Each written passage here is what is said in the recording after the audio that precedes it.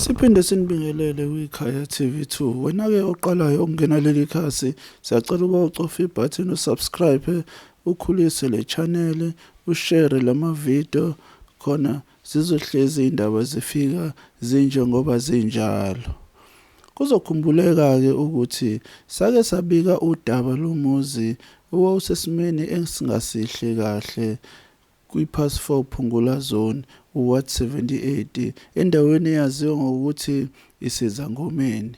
Lapho njengamanje ekunkanise intatheli yekhaya TV2 ekuyiyona ezoke isiqoqele ukuthi ngabe kwenzekalani. Ake sithatheke intambo siziphose kuyena. Ngiphinde ngibuye ke balaleli nababukeli bekhasi lethu ikhaya TV2 kuseyena uKing Pholoba lo. Njengamanje la emva kwami ke nginethimba eliqhamuka kwa disaster. Elifinyelele ke kule ndawo njengoba isike sachaza. So ke sisazoke sixoxisane nabo basichazele ukuthi bangobani and ngokuobserve kwabo isimo ukubuka kwabo isimo mhlambe iyona iphindlela abangangenelela ngayo ukulekelela udadewethu okhona nakhona la emva kwami ukuthi babone ukuthi ke mhlambe iphindlela engase kulokhuzeke balekeleleke ngayo. Okwakho nje wena stay tuned sinawe namhlanje ake ngibingelele ke ithimba la kwa disaster. Sanibingelela.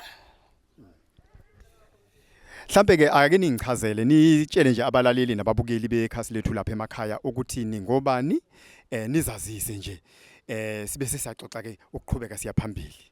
Okhulumayo ke uphumlile Mfosi owa disaster wase 78 ngihamba nosekela wami uThulani Hadebe uwa disaster naye bese kuthi ngihamba nomabo uVD disaster wase Cobezela.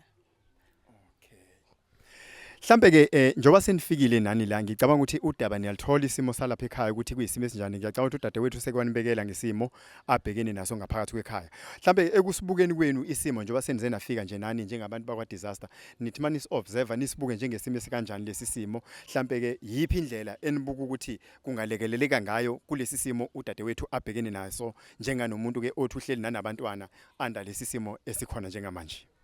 Isimo sesibona sorry excuse.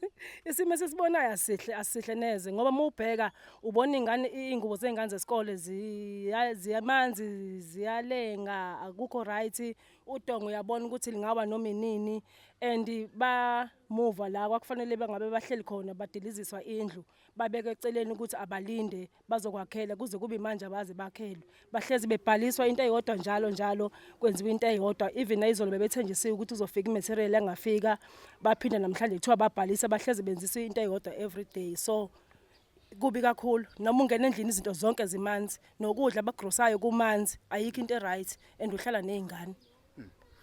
Mhlambe ke njengoba nani niyasibona lesi simo senisibukile mhlambe imani buka iyiphi indlela mhlambe eningamlekelela ngayo udadewethu ngoba siyasibona isimo sezulu ukuthi naso sinokuguquguquka njengamanje okukhomba ukuthi impilo yakhe kusho ukuthi ithanda ukuba sesimoni sengcuphe uma kukanje. Mhlambe ngoba senifikile njengabantu ke abakwa disaster and ke endila nezimo zenhlekelele mhlambe ikuphi ukulekelela eningakufaka kulesi simo udadewethu abhekene naso.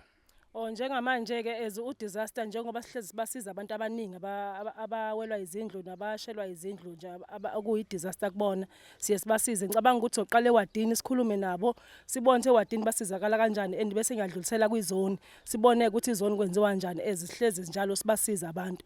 Ngiyacabanga ukuthi nalolu daba bazolithathela phezulu siphinde siqhubeke futhi sibasize. Ngiyathembisa nje ukuthi nje sizobuya nje hayi nokuthi nini nje sizobuya nje mhlawumbe kusasa sizokhuluma manje sizobona ukuthi sibasiza ngani sibe sisalindile futhi uthi izone mayiyosicelela lapha ku region sitholani sizothi salindile sibe kukhona nathi sibasiza ngakho. No kuyazwakala siyabonga nje ukuzwa leyo nkulumo njengana lezo. Ngiyathemba ukuthi ke nabalaleli emakhaya babukele abalaleli bekhasi lethu bayizwa lenkulumo ngoba kuudaba impela sike salibika nakhona kuzona izinkundla lezi zethu zokuxhumana ukuthi abantu mawukuthi bakhona abantu abangangenelela kungayinto enhle ukuthi abantu bakithi bathola ukuhlala endaweni ezoba decent. So ke ngiyathemba ukuthi ke mhlambe ke ngizoye ngizwe naye udadewethu la ukuthi since ke nifikile nixoxa naye mhlambe yena esimweni ke ekuxoxisaneni kwenu yena uzizwa kanjani ngesimo engxoxo yenu enithena ixoxa naye. Awusondele ke dadewethu. Siphinde sikubingelele mama.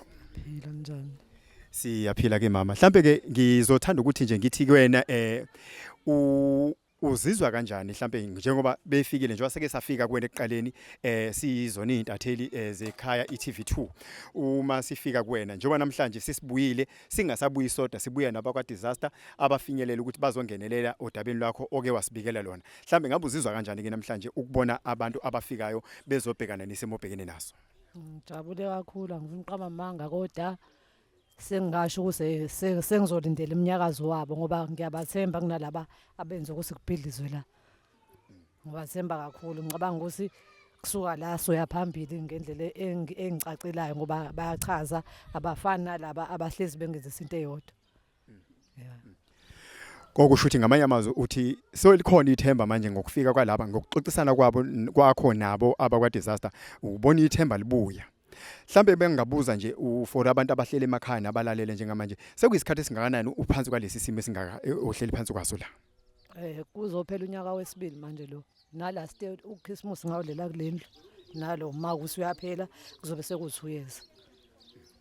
No siyabonga kakhulu ke dadewethu sina njengekhaya TV2 udaba lolu esizoloke sililandelile nje kancane kancane kuze kube ukuthi lifinyelela la liphetha khona okwethu sifisa nje ukubona kwenzeka kuba kuhle ngoba sibona ukuthi ke mase kukhona abantu abangenelelayo ikona nathi njengekhasi ebekade likubikile lokhu elikujabulelayo ukubona kukhona abantu abakusukumelayo ukuthi bazosukumela isimo somuntu ohleli indaba engekho right siyabonga kakhulu ke sisazoloke nje siduzane kwakho ngaso sonke isikhathi kuze kube ukuthi kuyafika ekugcineni umuntu ke akabonge ke kulesi sikhathi samanje kunina ke balaleli emakhaya sisathi asidlulise nje ukuthi no udaba lwethu engathi lisaqhubeka kahle kakhulu bakhona abangenelelayo baxhumanile nodadewethu la ukuthi engathi kukhona okuzokwenzakala okwethu nje sizoloke silandelile lo daba lizofika ekugcineni okwakho nje just stay tuned ube nathi uKing Pholoba lo ngithi bye bye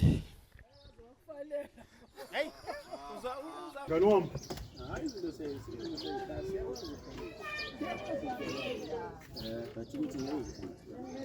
mina ngiyazi ngisazi ukuthi na izinto ngiyazi mina ngasabela wena abantu abakholelwa ngaphezulu baseta abantu baseta abantu aberayo abantu bahlala kabuhlungu kube uthi siyavota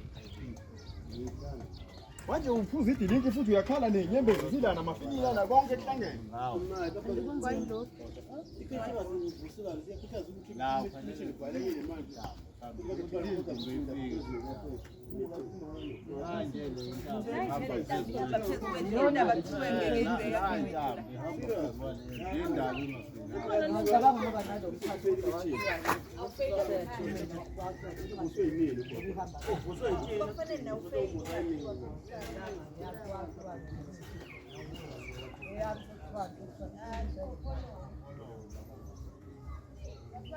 Yeah.